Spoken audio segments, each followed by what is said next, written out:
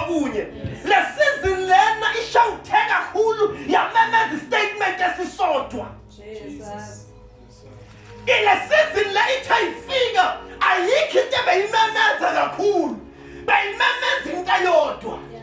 Abethi nyanzalayo umuntu akakwazi ukuphila ngesalary yakhe. Le season leyithena ifika beyimemeza msheni ithi kahle akuphileki ngesalary yodwa ngoba labo uphila ngakhona imali boyithola khona bavala. So we want to encourage abantwana bakaNkulunkulu ukuthi banamandla kulamandla banawo abaqala izinto kuze bakwazi ukuphila ngaphandle kwaloko abakubhekile.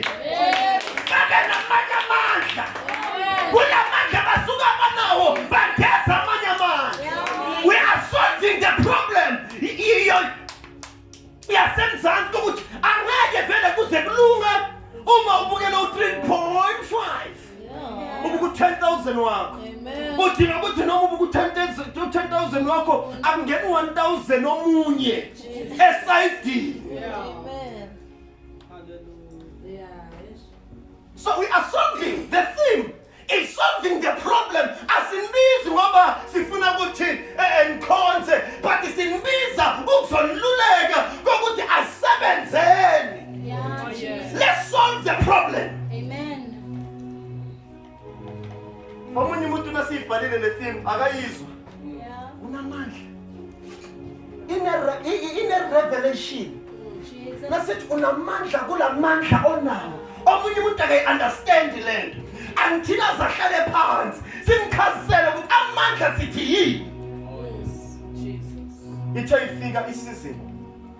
Yavala amafeni. Bacabanga ukuthi abantu bayadlala naye wavala. Babatshela ukuthi bangasabushi. But uma uthengisa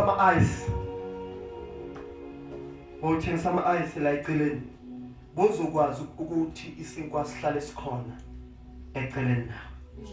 But because of awukabonanga amanye amandla kulamandla nawo ngabe bowuthengisa mhlawumbe unolomshini lo ukuthengisa igezi ne-airtime. Amen. Ngabe unolomshini lo ukuthengisa igezi ne-airtime. Bozokwazi ukuphila nangalokho.